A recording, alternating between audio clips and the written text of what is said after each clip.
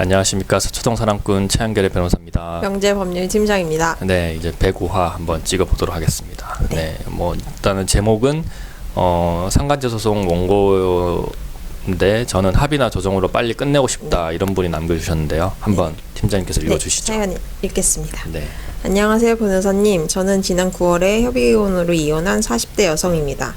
협의혼 당시 여러 가지 이유가 있었겠지만 남편의 매도가 이혼 사유의 큰 부분을 차지한 것은 사실이고 그 부분에 대해 남편에게 위자료를 받지 않는 대신 재산을 포기하는 조건으로 협의이혼을 하게 되었습니다.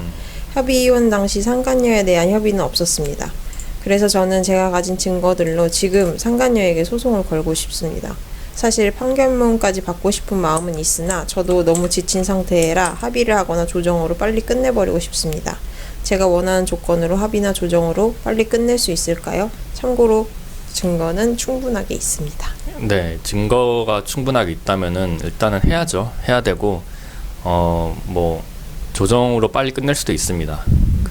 먼저 일단은 질문하신 것 중에 제가 보이는 게 많은 분들이 물어보시는 것 중에 하나가 이렇게 이제 자신의 남편 또는 이제 뭐 와이프 배우자랑 이제 위자료를 받지 않고 그냥 협의혼을 끝내는 분들이 꽤 있습니다. 그냥 어차피 상간자에 대한 소송을 제기하지 않고 어차피 복잡하니까 이렇게 해놓고 끝내놨는데 지금 와서 생각해보니까 너무 억울하다. 너무 억울하고 스트레스 받고 뭔가 이제 상간자에 대한 응징을 좀 하고 싶고 좀 정신적 피해 회복을 받고 싶다. 정신적 피해 회복이 곧 돈이잖아요. 그쵸. 돈이기 때문에 그걸 할 수 있느냐라는 분들이 많으세요. 근데 충분히 할 수 있어요. 그래서 이혼 후 상간제 소송이 가능한지 많이들 물어보시는데 가능합니다. 일단 이혼 후에는 협의 이혼을 하든 재판상 이혼을 하든 어쨌든 간에 이혼 후에는 다시 자신의 전 배우자죠. 전 배우자가 누굴 만나건 신경을 쓰면 안 되죠. 신경을 쓸 수는 없는 거고 혼인이 해소되기 전에 다른 사람과 만났을 때 상간제 소송을 제기를 하는 거잖아요. 근데 일단 혼인이 해소된 후 이제 이혼한 후에 그 이혼을 하게 된 원인이 예전에 있었던 그 자신의 전 배우자가 어떤 상간자와 어떤 바람을 폈기 때문이다 그러면은 충분히 할 수가 있어요.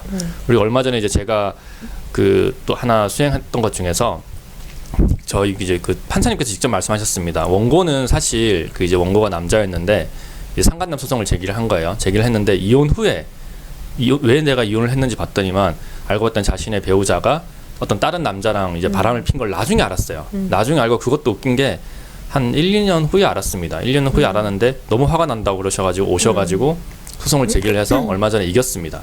이겨가지고 판결도 받았거든요.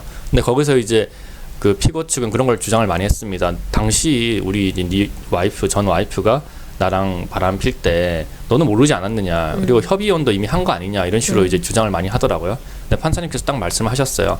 그 당시 협의혼 할 당시 전에 누구를 만났는지 누굴 만난 거 알았는지는 중요하지 않습니다. 그 당시 그 사실이 중요합니다. 그리고 그것 때문에 협의혼을 한 거지 않느냐. 이제 그렇게 얘기를 하면서 바로 그냥 원고 승 이렇게 내리시더라고요.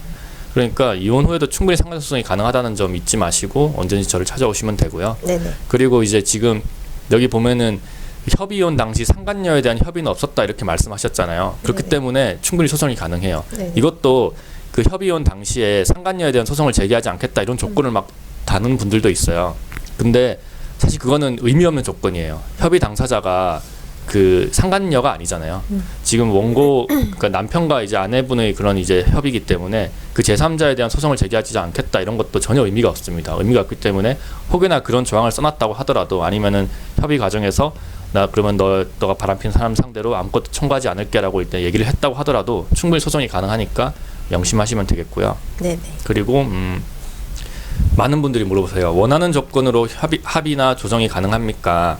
판결까지 가지 않고 조정은 충분히 가능하죠. 근데 이 부분은 살짝 조금 양보를 하셔야 됩니다. 왜냐하면은 나는 한 2천만 원에 합의를 하고 싶은데 피고는 그렇게 주지 못하겠다라고 얘기를 할 거거든요, 분명히. 그러면 피고는 막 깎습니다. 막 1,000만 원에 뭐 합의해 드릴게요. 이러면 이제 재판장님께서 그럼 1,500에 하시죠. 뭐 이렇게 얘기를 하고 하니까 일단 원고가 많이 지치죠. 원고도 어떻게 보면은 오랫동안 뭐 고통도 많이 받았고 이렇게 상간제 소송을 제기하는 게 큰 결단이었을 텐데 피고가 계속 이제 끌고 하면은 너무 짜증난다. 그냥 빨리 끝내고 싶다. 이렇게 하면서 조정을 해달라는 분들이 계세요. 근데 조정은 원고도 양보를 해야 되고 피고도 양보를 해야 되는 부분인데 원고가 그런 마음이 있다는 걸 아는 피고는 절대 뭐 좀 높은 금액을 주지는 않습니다. 그래서 이런 부분은 조금 명심을 하셔야 돼요. 그래서 만약에 빨리 끝내고 싶다 그러면 당연히 한 1,500인지 1,000만 원만 받고 그냥 조정을 할 수가 있어요. 근데 그보다 좀 더 많이 받고 싶다. 그러려면은 이제 판결로 가가지고 계속해서 증거도 내고 정신적 피해를 많이 입증을 해야 됩니다. 그리고 이제 또 이런 거 꼭 필요하죠. 많은 분들이 왜 변호사가 해야 되느냐, 뭐 조정이면 혼자 할 수 있는 거 아니냐 이렇게 물어보세요. 근데 절대 그렇지 않아요. 조정도 조정할 때도 일단 조정위원이 계시고 아니면 뭐 재판장님께서 직접 나오시기도 하시고 아니면 수명법관이라 그래가지고 재판장이 지정하는 누구를 이제 보내기도 하는데 일단은 조정 당사자 중에 누구 편을 들지 일단 좀 생각을 하고 들어오십니다. 그리고 유리한 방향으로 저희가 좀 얘기를 계속 해놔야지 이쪽에 살짝 붙어가지고 얘기를 하는 거고, 그렇지 않고 그냥 대충 써서 내고 해버리면은 오히려 그 반대편 피고 측에 붙어가지고 온 거야. 너의 뭐 마음 다 알겠는데 그냥 이렇게 합의하시지 뭐 이렇게 얘기를 한단 말이에요. 절대 그렇게 하지 마시고 좀 증거도 많이 내고, 내가 정신적으로 정말 피해를 많이 받아가지고 진짜 뭐 계속 고민 끝에 이렇게 조정을 신청하게 됐다 이렇게 얘기를 해야지. 안 그러면은 오히려 그냥 이미 뭐 끝내셨는데 뭐 더 이상 무슨 상간제 소송까지 제기하십니까? 그냥 좋은 게 좋은 거니까 이 정도만 받고 끝내시죠. 이런 말을 한단 말이죠. 그렇기 때문에 변호사와 일단 충분히 상의를 하고 전문가의 도움을 받는 것이 좋겠다. 그리고 뭐 이 얘기를 또 안 할 수가 없죠. 저희가 이제 합의나 조정으로 해가지고 유리한 조건을 받아낸 게 굉장히 많죠. 그쵸. 네, 많은 사례를 보유하고 있으니까요. 이런 걸 저희가 또 다 공개를 할 수가 없습니다. 또 의뢰인들의 또 그 신상도 있고 하니까 네네. 일단 저한테 오셔가지고 저를 만나면은 제가 간단하게 알려드리겠습니다. 네네. 네. 105화는 이 정도 하면 될 것 같고요. 네네. 106화는 이제 남편의 의처증과 관련된 얘기를 안 할 수가 없습니다. 이거 네네. 진짜 많아요. 의부증도 있고 의처증도 있고 많죠. 그쵸. 그래서 네. 이거와 관련된 얘기를 해보겠습니다. 네. 네, 구독과 좋아요 꼭 눌러주시고요. 네네. 네, 지금까지 최한결의 변호사였습니다. 방제 법률 팀장이었습니다. 네, 감사합니다. 감사합니다.